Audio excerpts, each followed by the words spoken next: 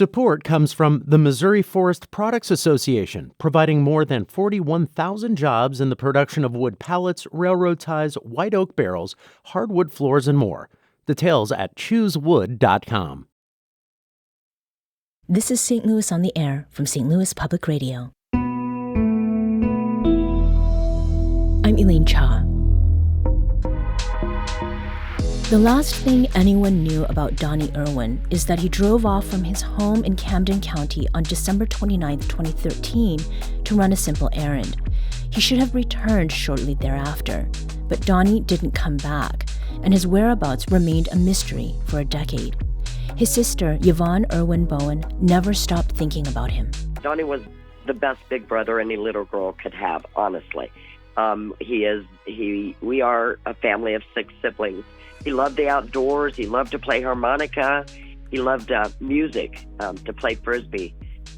He didn't know a stranger. Then, last month, on December 24th, almost exactly 10 years since Donnie Erwin's disappearance, the Camden County Sheriff's Office announced that his remains had been discovered, as well as his car, at the bottom of a pond.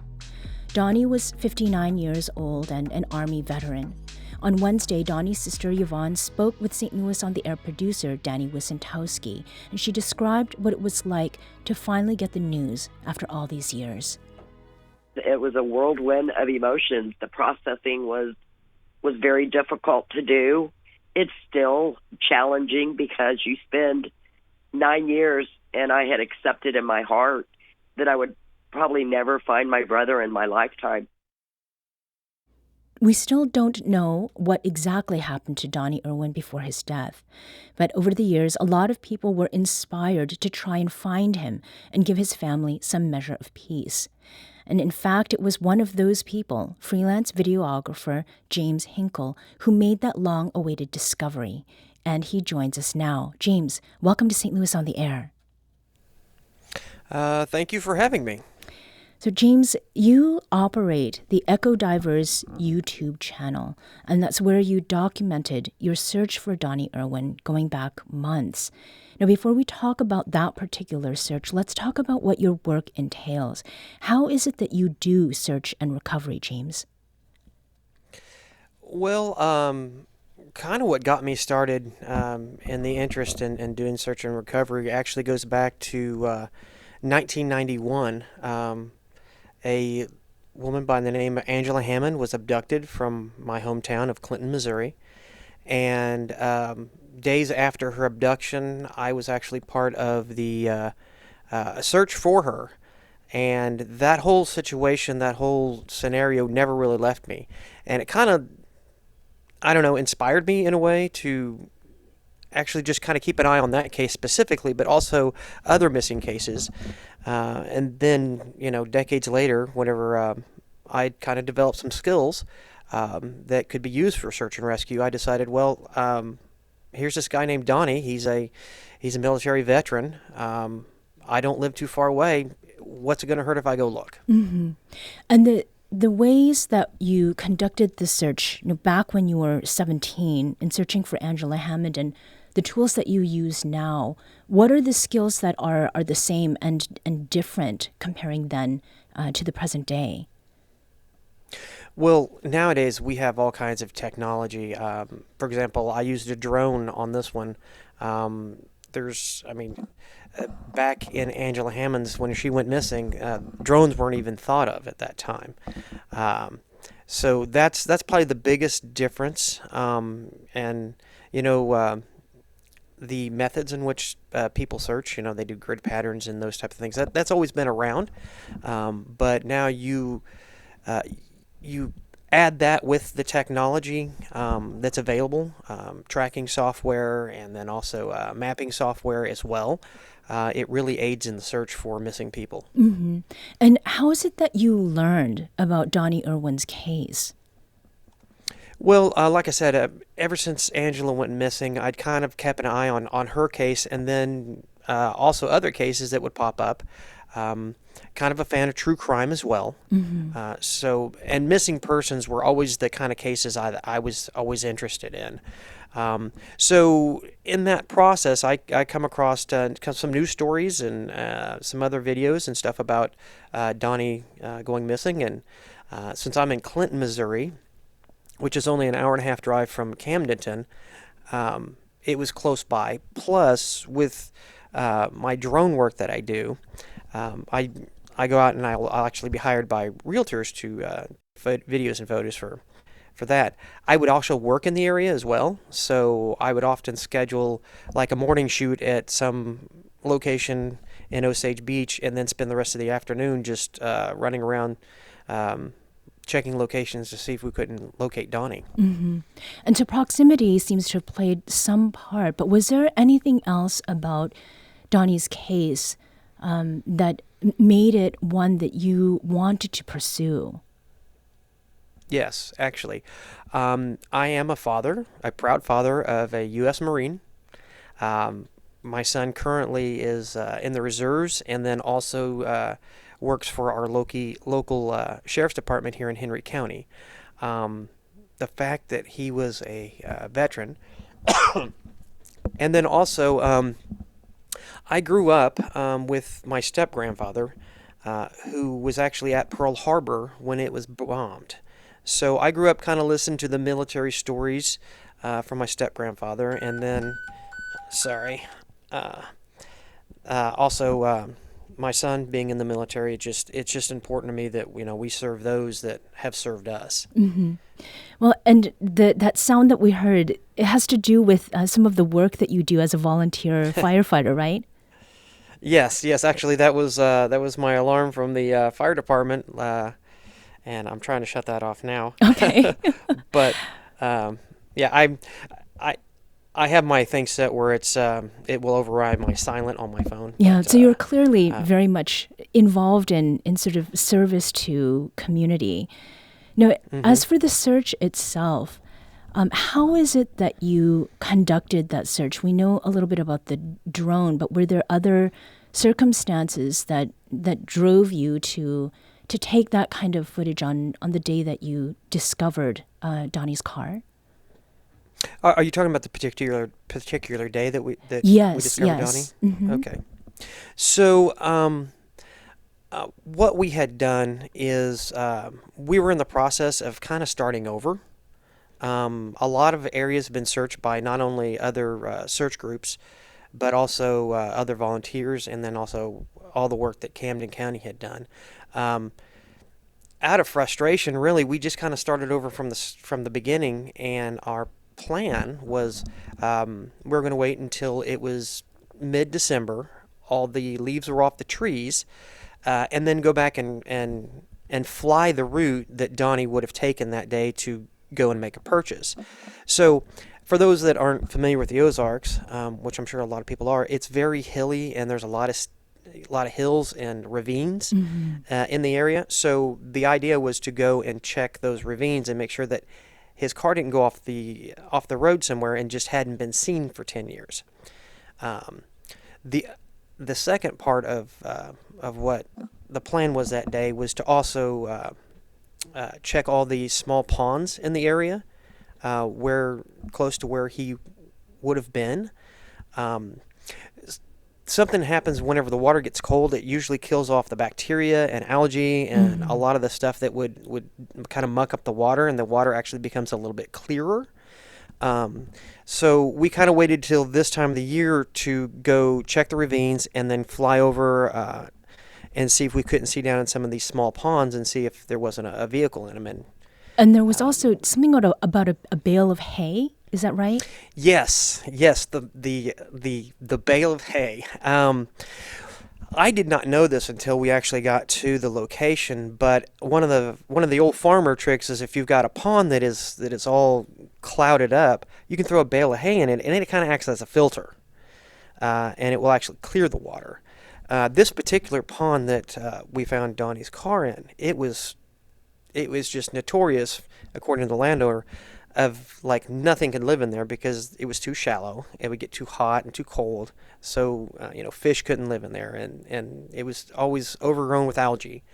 So the fact that that pond had that hay bale in it acted as a filter and actually made it possible to see down on the water. Right. What had happened is the owner of the land had baled hay and set it too close to the hill that runs down to the pond, and it just gravity grabbed a hold of it and pulled it right in. Yeah, so it was a sort of an intersection of accident and coincidence.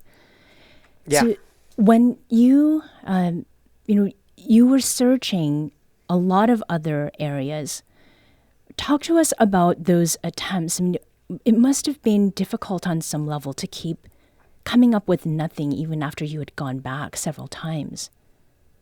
Yeah, and I tell you what, that is, doing this is, I mean, it's frustrating work. It really is. You put together plans and different ideas and theories, and you go out and you check those. At one point in time, north of where Donnie's car was located, we actually found a car using sonar in a private lake. Mm-hmm.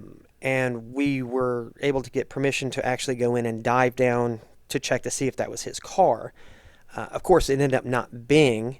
And I did release a video about this, and you can clearly see my frustration once we got to the surface. How disappointed I was that it wasn't Donnie's car, and that, you could just tell. You could just tell. Right. But it was just, that was one more location that we knew that he wasn't at, and we just kind of went back, looked at our maps, and picked another location and headed out another time. Yeah. So how did it feel then to get confirmation? There was a dive that was done by the police to get confirmation that that was indeed Donnie Erwin's vehicle. Well, everyone will get to see that reaction once I'm able to release the video from that day. Mm-hmm. And I've watched this a couple different times, and even though I've seen it a few times, I get a little emotional whenever I watch it. Mm-hmm. The diver comes out of the water and basically says, it's confirmed that that's the car. I then tried to turn the camera to myself to do like a little monologue to say, okay, this is what's happened. And I could only get a few words out. And then I just turned off the camera because of how emotional that moment was. Yeah. And emotional, I mean, for you as someone who was conducting this search, but then there's the family and what we had heard from Donnie Erwin's sister, Yvonne. Now, the fact that you were able to video the pulling up of the vehicle, I mean, I think that also says something quite extraordinary about the number of people who were invested in seeing some resolution to Donnie Erwin's being missing. Mm-hmm. Is this something you think that is just about the community that was surrounding, or what do you think about that? You know what? Honestly, I'm going to give a shout out to Camden County Sheriff's Office is the way they handled and conducted this whole thing. Once they heard a vehicle in the water, it seemed like their thoughts were immediately this could be Donnie Erwin. There's been a lot of searching done by that department and then other search people to find Donnie. I was amazed how quickly they were able to get assets on scene. Mm-hmm. I was just like, whenever I was actually in my kayak on the pond, we had made the decision to go ahead and contact law enforcement. And before I had even got off the water, the dive team had already been activated. Mm-hmm. And I really wasn't on the water that long. Right. So as soon as Camden County realized, car in the water, they just okay, this could be him. Let's throw everything at it. Mm-hmm. And it was amazing to watch that process. And you could tell by being around law enforcement there, how much this meant to them and to the community, because the community had been involved in this search for 10 years. We're going to take a very quick break here, but we'll be back shortly to continue this conversation. This is St. Louis on the Air on St. Louis Public Radio. Support comes from the Missouri Forest Products Association, committed to conservation and careful management of the state's forests to make them more resilient and better habitats for wildlife. ChooseWood.com.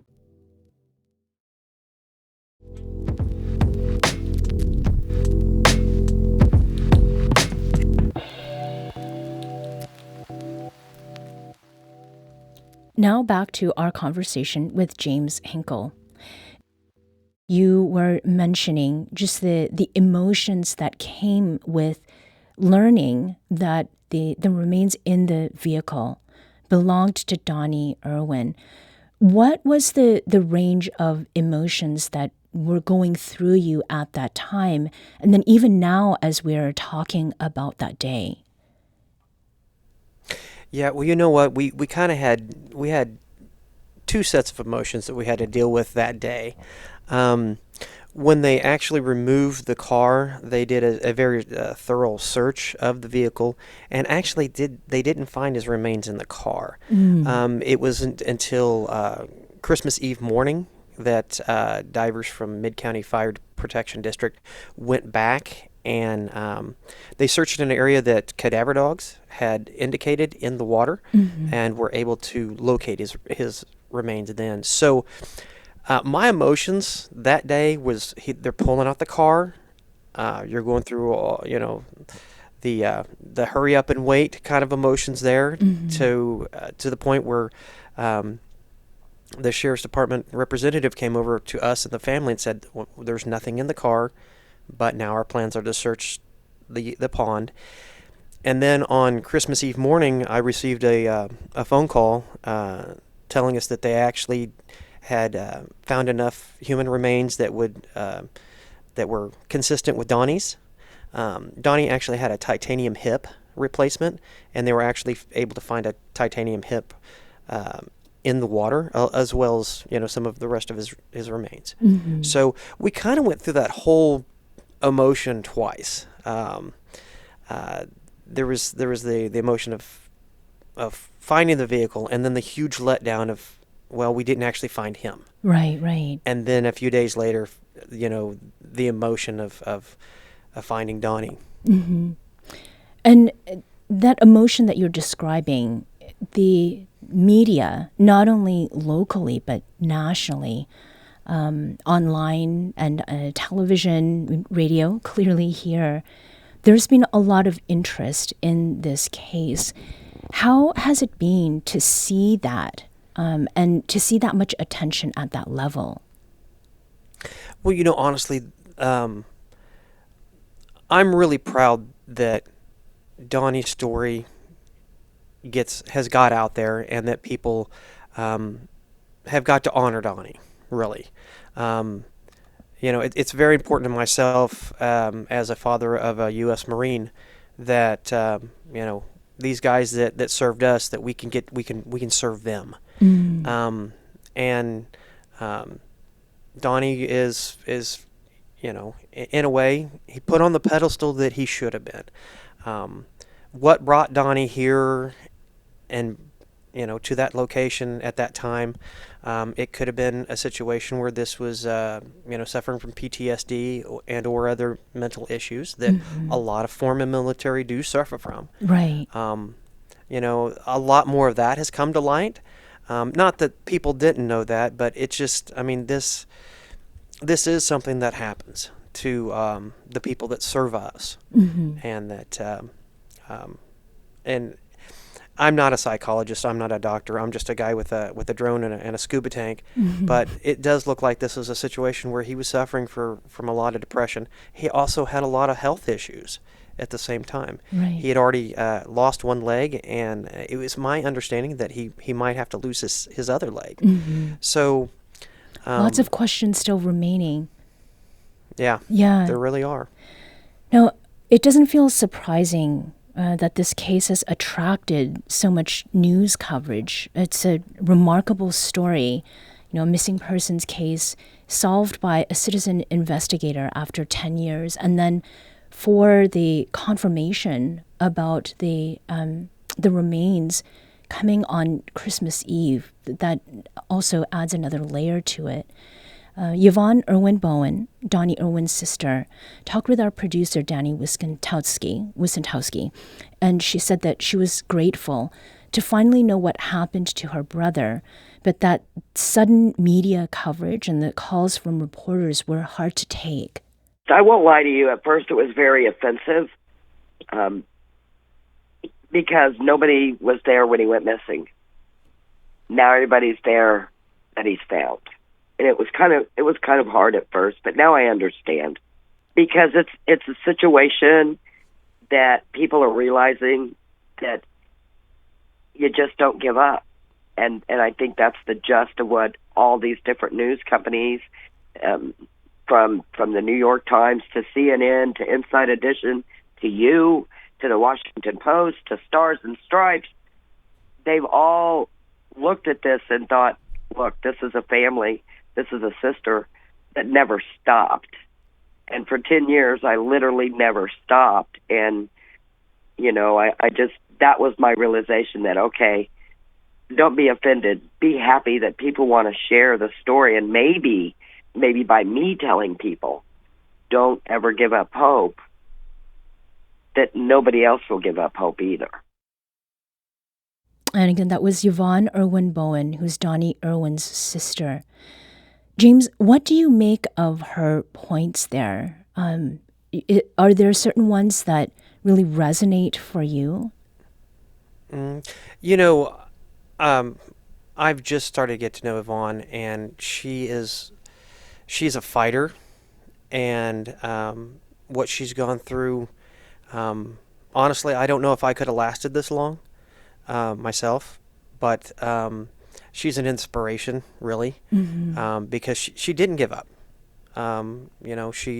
She kept going, and I'm right along with her. In a lot of ways, I feel the same way that she does. That it's, and I've kind of already stated this, but I mean, it's nice to see that Donnie finally gets honored in such a way that people now can look at his story and draw inspiration from it. One of my biggest hopes is that people will take heed and understand that people that serve us, sometimes they need a little help too, as well. And then I hope this inspires other people that, if you got somebody missing in your area, sometimes just going around and driving around and looking and getting your, boots on the ground and eyes on something, maybe you turn something up. It happens. Honestly, our EMS system and also our police departments, they're overwhelmed. They're way understaffed right now.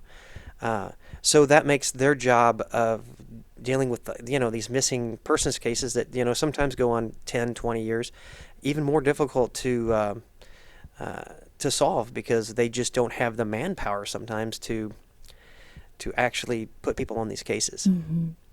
So, would you say that this is a story of hope for you, James?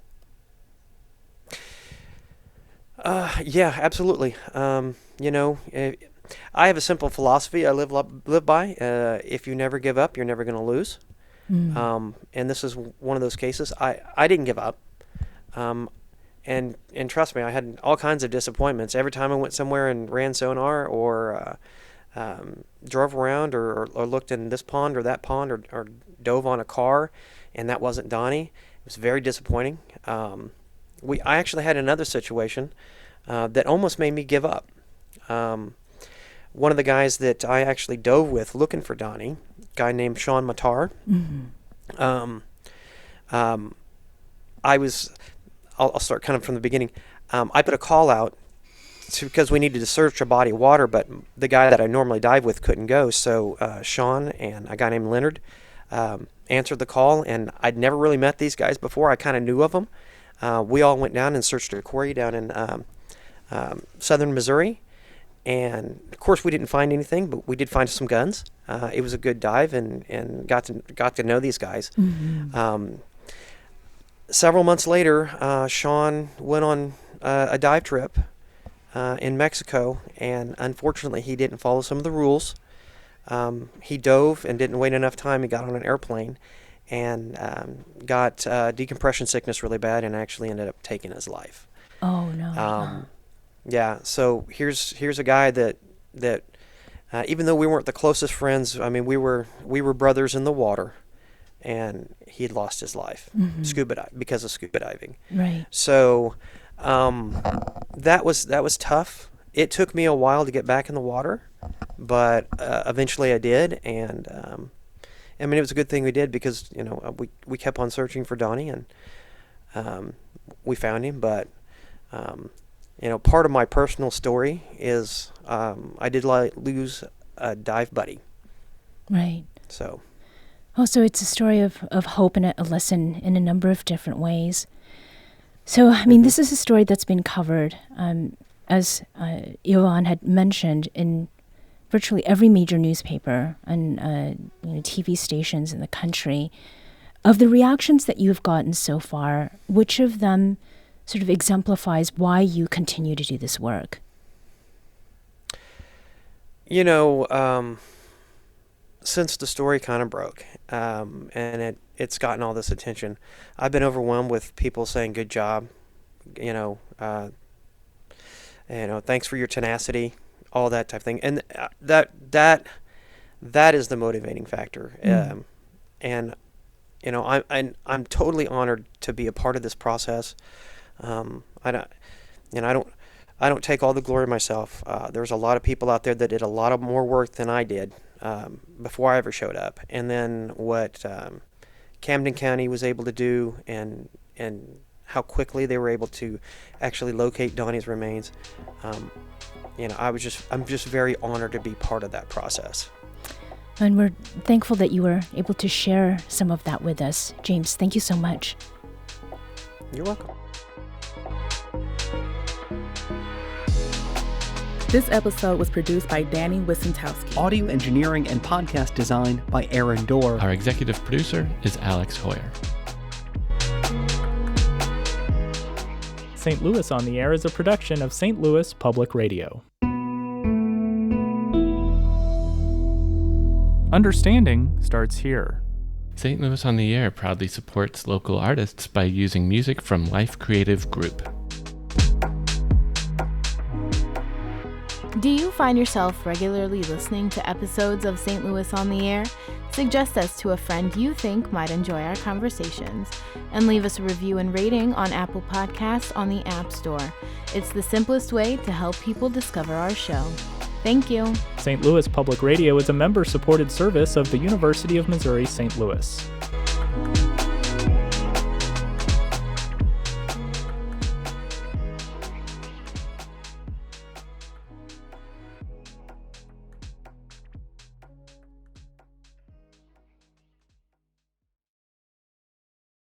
Support comes from the Missouri Forest Products Association, committed to conservation and careful management of the state's forests to make them more resilient and better habitats for wildlife. ChooseWood.com.